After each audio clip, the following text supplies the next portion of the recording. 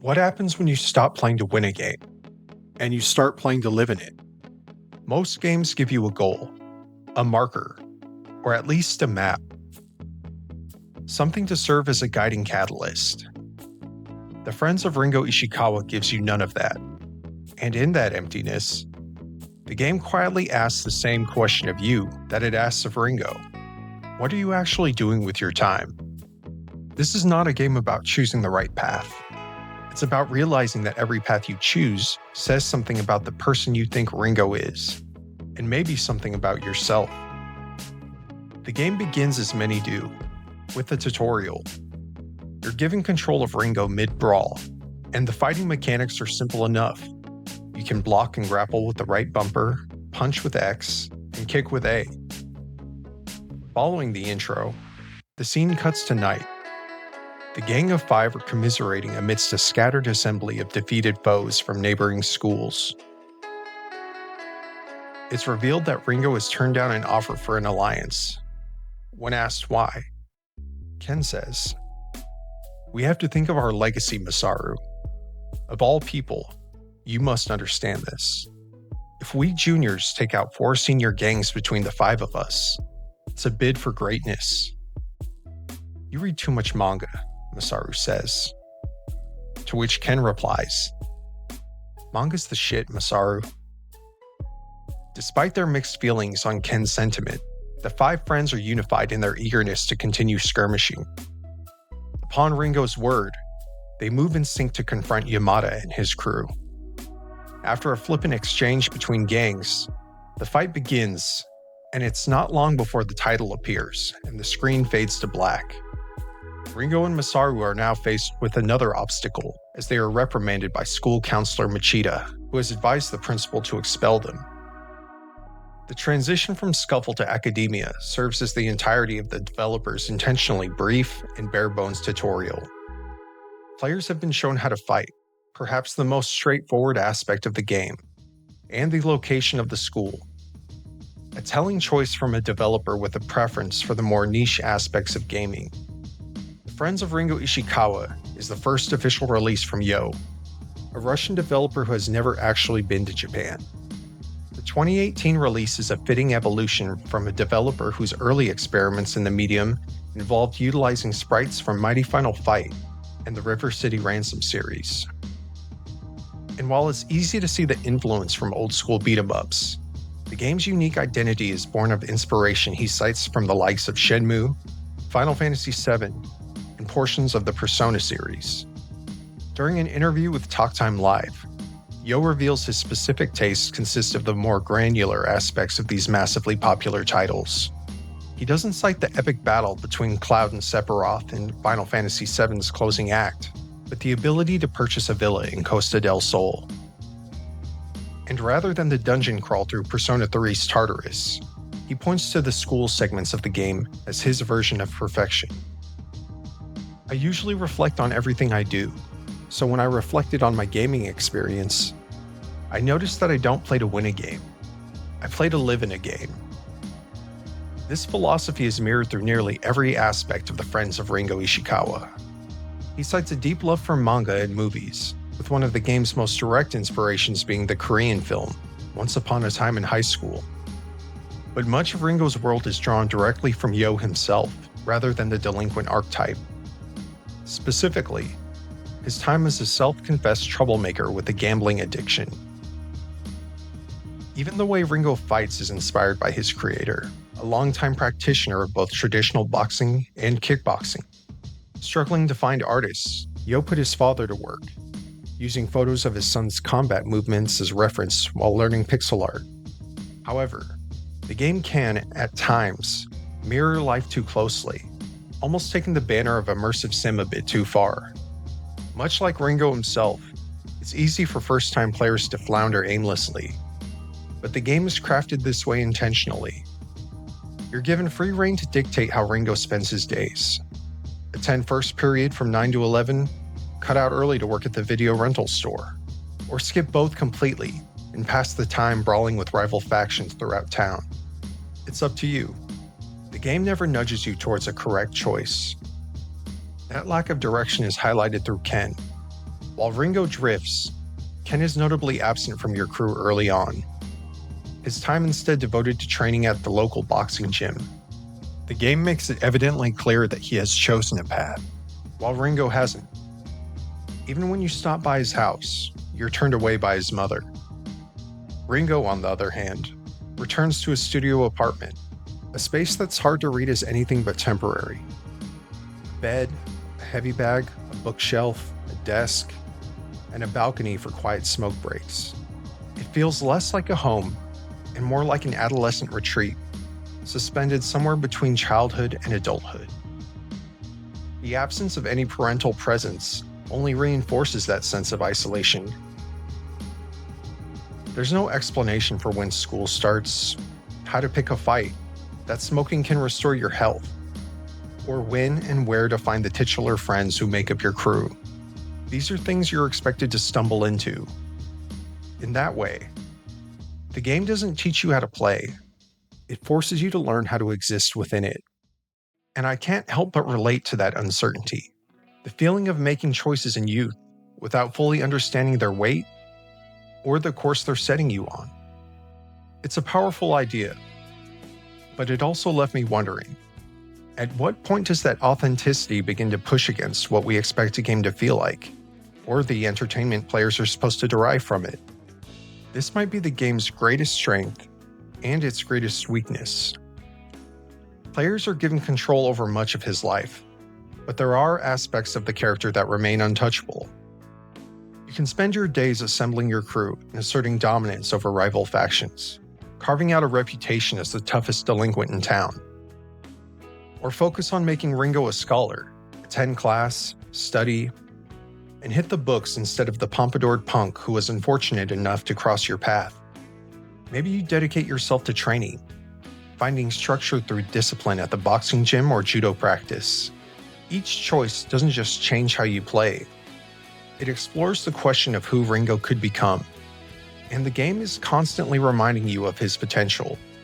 Through interactions with mentor figures, Ringo is revealed to be a promising young man, someone capable of more, but also a ruffian teetering on the edge of never finding his footing.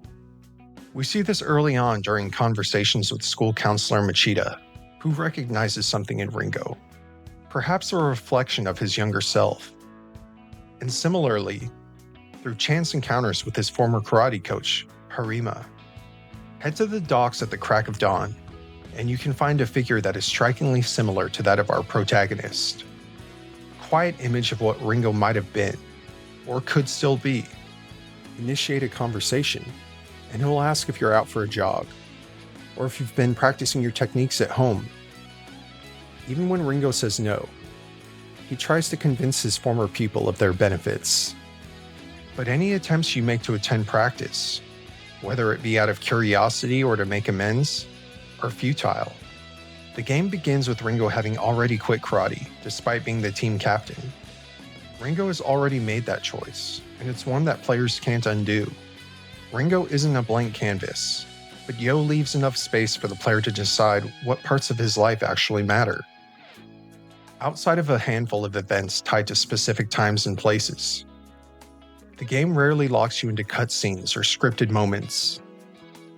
You're simply left to decide what each day means.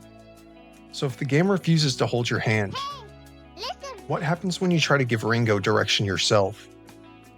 In my first playthrough, I proceeded down a very typical path. I tried to maximize involvement in as many aspects of the game as possible, while also trying to make Ringo as powerful as possible. Early on, my schedule was fairly simple as I stumbled through the game. I spent the first few days broke, hungry, weak, and outnumbered, so I endured beating after beating from rival gangs. I scoured the menu for more depth. Outside of the typical categories, I noticed a cigarette count and a hunger meter. Eventually, my button mashing led me to the realization that I could rifle through the pockets of defeated foes and take their cash. A meager source of income, and one that presented a dilemma. More fights meant more money, but I was too weak to win them reliably. If that sounds like thin gameplay, that's because it was. I kept waiting for something to happen, or for a cutscene to steer me in a certain direction, but that moment never came. So instead, I went searching for it. I roamed from screen to screen hoping to find some means of progression, or at the very least, stimulus. Maybe one of the stores around town could illuminate the hidden depths of the game. A $200 TV? I could barely afford anything at the convenience store. $300 for a gym membership? A pack of cigarettes was about $5, and even that was starting to seem like a luxury. Eventually, I ended up at the playground. A sparsely furnished lot except for parallel bars, a soccer ball, and a set of pull-up bars. I dribbled the ball for a bit, thinking I might gain some sort of athletic boost. Nothing. I interacted with the parallel bars and started doing dips, 5 total, before Ringo could only muster half-hearted reps. I pressed the cancel button to dismount, and that's when I saw it. +3, max HP. I opened the menu to double-check my stats. Let me try this again. I wonder if I can spam this, I thought. 5 more reps, but nothing. I moved to the pull-up bar. 5 reps and another notification. +3, max HP. This was how I started to come to terms with the world of this game. This was the start of me weaning my brain off of its dependency on quest checklists and maps marked with areas of interest. Motivated by this small achievement, I continued to scour the game for more avenues of growth. This led me to the judo class where the instructor Takeda admonished me for quitting karate. Although he said my physique had not completely deteriorated, he boasted that his students could easily knock out 10 pull-ups. Wait a minute. I returned to the park daily, and sure enough, I was able to knock out an additional rep each time. When I reached double digits, I spoke to him again. I was now able to train alongside the judo team and accrue skill points, which I could then exchange to learn new fighting techniques. With more robust stats and an expanded skill set, I was now a viable threat. My victory count climbed, and before long, clearing out rivals became routine, almost mindless work.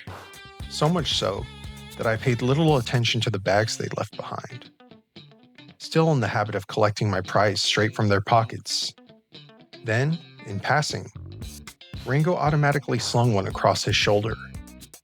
I took it to the pawn shop, which triggered a new dialogue option. Sell. The bag netted me an amount of cash that would have taken a dozen fights to earn. The game mirrors the learning curve of adolescence expertly. You start off with the basics, the rules. You discern how to get the best outcomes, and whether it be intentional or happenstance, start to prioritize the aspects you like. This pattern continued throughout my first playthrough, and my schedule became increasingly compact as I discovered more of the world. But my time wasn't solely dedicated to Ringo's statistical growth. For much of the game, I found pleasure in the little things. The glimpses into characters who feel as though they've been living in this world far longer than the game's runtime would suggest. Like when the classroom's resident nerd Noboru would share details on his latest Gundam build or the games he was playing.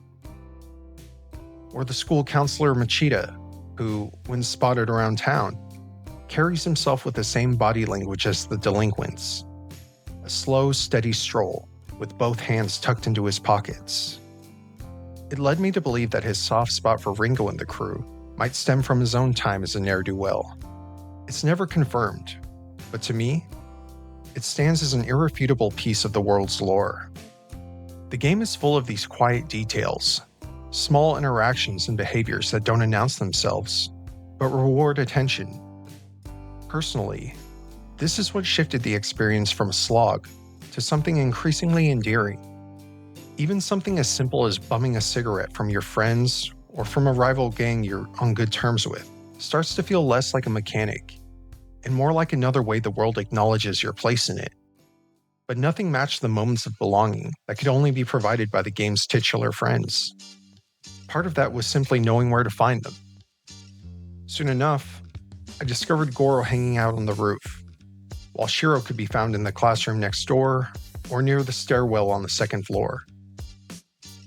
If you miss Masaru before the start of first period, you can find him on the third floor bathroom, the only location you can smoke inside of the school. This was when I began to revel in Ringo's delinquent tendencies. Days where I'd assembled a crew were spent devastating any rivals foolish enough to step in our path, while nights were capped off by a movie or video game session. While some movies can unlock new skills, the video game console is something closer to scene dressing. It provides no utility except as a communal draw for the friend group. Even after you've exhausted a majority of the game's mechanics, the most fulfilling moments for me came when Ringo and I were able to enjoy the feeling of shared discovery alongside his companions. The way the game is designed gives it a strange balance. It provides comfort in the autonomy of your day-to-day routine, which can be interrupted by serendipitous encounters that serve to fill in the blanks of the cast and world. Sparse as they were, cutscenes provided some of my favorite moments, like when I was challenged to a showdown by the leader of a rival gang, or when one of Ringo's buddies would drop by for an impromptu chat. The day-to-day banter is full of ribbing and posturing that reinforces the gang's persona. One-on-one, the crew members display an eagerness to drop their guard, to voice things they wouldn't dare say in front of the others. As the game progresses, we see that each friend has their own obligations, aspirations, and shortcomings. Goro is the least academically inclined of the gang. He is more frequently found on the roof of the school or the bottom of the grade chart than his desk in the classroom. He also turns out to be an aspiring thespian when he is discovered channeling his inner Brando in one of the most surprising and funny moments of the game. Unlike the rest of the group, Goro knows what he wants from life. Something different. During a late-night walk with Ringo, he stares at the city across the water and muses. The sincerity of the moment is cemented by Goro's persistence in the face of Ringo's questioning. It's just across the river, Goro. Do you think there's candy growing on the trees there or something? There's gotta be something different. I doubt it. Where is it then? What? Something different. No idea. Many of the game's most poignant scenes unfold when the titular cast shed themselves of the bravado that is so prevalent in their lives. When they stop speaking with their fists and start voicing what's bubbling inside of them. Shiro and Masaru are perhaps the most directionless of the cast. Shiro, in particular, is a perpetual lover boy, always chasing his latest flame, regardless of the mess he's left behind or the trouble it promises ahead. Shiro's shortcomings are born of pursuit, while Masaru is more so a victim of circumstance. The most loyal of the group, he's the crew member made most consistently available to Ringo. It's a small feature that hints to a larger portion of his character. His devotion to his sickly mother may be obscured by him being the most brash of the crew, but these two aspects of Masaru land in surprising unity when examining him closer. As the gang move about town, he sticks to the back of the formation. His caretaker mentality continues even when he's away from his mother's bedside, as he floats behind his friends, protecting their 6 o'clock.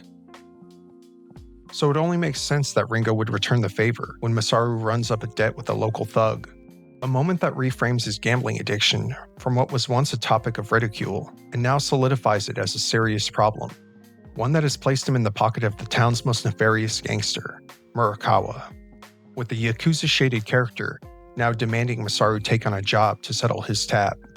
Rather than helping his friend slide from delinquency into full-fledged criminality, Ringo walks him to the bar and arranges to handle the outstanding balance himself. It's assistance that Masaru never asked for, but he feels compelled to address on the walk back home.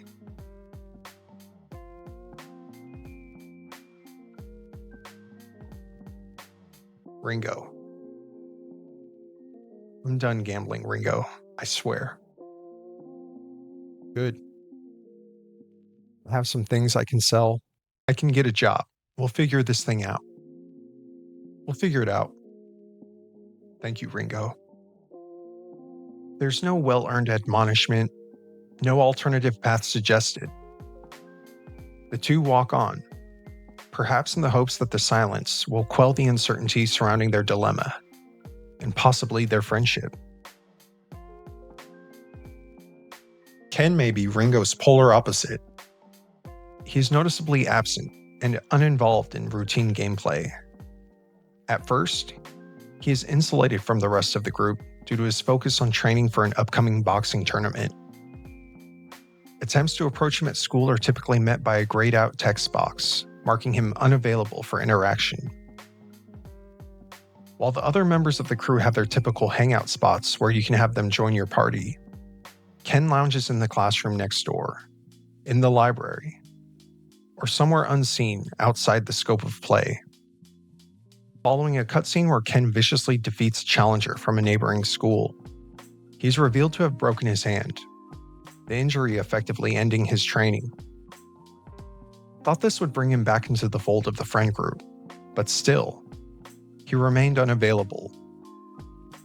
I'd grown accustomed to being turned away by his mother at the front door, to the point where I thought the barrier would last until the credits rolled. I was shocked when my incessant inquiries were met by a different response. "Yes, Ringo, come on in." Ken's bedroom serves to further drive home the world of difference between he and Ringo. A far cry from the squalor of Ringo's bare-bones studio. We see rows of trophies, a pristinely manicured backyard, a map, and his gloves hung up. Even without boxing as a motivator, Ken's words and actions, limited as they are, begin to place him apart from the group, rather than at its center. Nothing highlights this more than Ken's sole visit to Ringo's home. The same character who began the game with the statement, "Manga is the shit," is now presenting Ringo with his completed set of both characters' favorite series, Tiger and Winter. When asked why, he simply says, "I have no use for it anymore." Then, almost as an afterthought, Ken asks if Ringo has been down lately, to which Ringo replies, "No, man, you got it all wrong." It's an exchange that is verbally stunted by their time apart, but the message couldn't be clearer. Surrounded by people who are each moving in a direction, whether by choice, desire, or circumstance, Ringo stands still. And on the surface, it's easy to read that stillness through a familiar lens. The language of delinquency is all there. Fighting, smoking, skipping class. It can read like a simple montage of rebellion, but the more time you spend with Ringo, the harder it becomes to see it that way. Ironically, my personal favorite achievement is unlocked by winning 5 consecutive fights without having the cigarette knocked out of your mouth. But I can't help but feel that players may be missing the game's core message if there isn't at least a small yearning to figure out who Ringo is. The question is most pointedly addressed during a stroll with Fumiko. "Why did you quit karate?" Hard to tell. You see, sometimes you can be better than others at something, and they praise you for it, which feels really good, but then you don't even notice how, but it happens. It becomes your obligation to do what you're better than others at. And if for some reason you don't do it, everybody suddenly stops giving a damn about you. I was never better than others at anything. That's my point. By my logic, nobody gives a shit about what you do with your life. And by other logic, they give a shit? No, by any logic, they don't. Then if I were you, I'd stick to the logic where my life matters at least to someone. Who can promise that I can be as good at it tomorrow as I am today? Then you're just a coward, Ringo.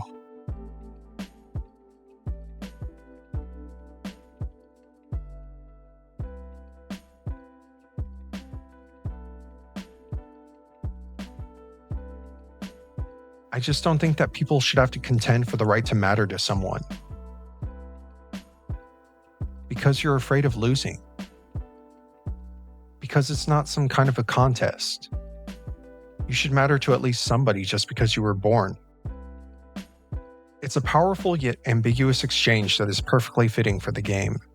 It explains how Ringo could be so ambivalent towards school and karate, while also serving as the anchor of his friend group. This isn't apathy. It's a principled resistance to being defined by performance, which is one hell of a thing for a video game to say. The typical delinquent archetype is all performance, or striving towards it. Toughness, reputation, dominance. Ringo has all of these things, but seems indifferent to them. The revelation with Fumiko arrives in the back end of the game, a point at which I'd maxed out nearly all of Ringo's stats, and managed to accumulate an amount of money I'd at one point thought impossible. My GPA now seemed bulletproof. I had cleared the shelves of items, and unlocked nearly every combat skill. By that time, I'd settled into a version of Ringo that felt complete. He was capable, reliable, structured in a way the game never required, but always allowed. My days had a rhythm, a purpose I'd decided on. And yet, I couldn't shake the feeling that this version of him said more about what I valued than anything the game had asked of me. I now singly enjoyed the luxury of just existing in the game, with my focus shifting to uncovering new scenes and moments with Ringo's inner circle. Much of my time was now spent trying to earn money, not to buy some powerful endgame item, but as a precaution in the event I would have to fulfill Ringo's pledge to settle Masaru's debts. I also searched for Goro to no avail, as his absence left a sizable hole in my crew. Not just in terms of gameplay, but in large part due to what served as its catalyst.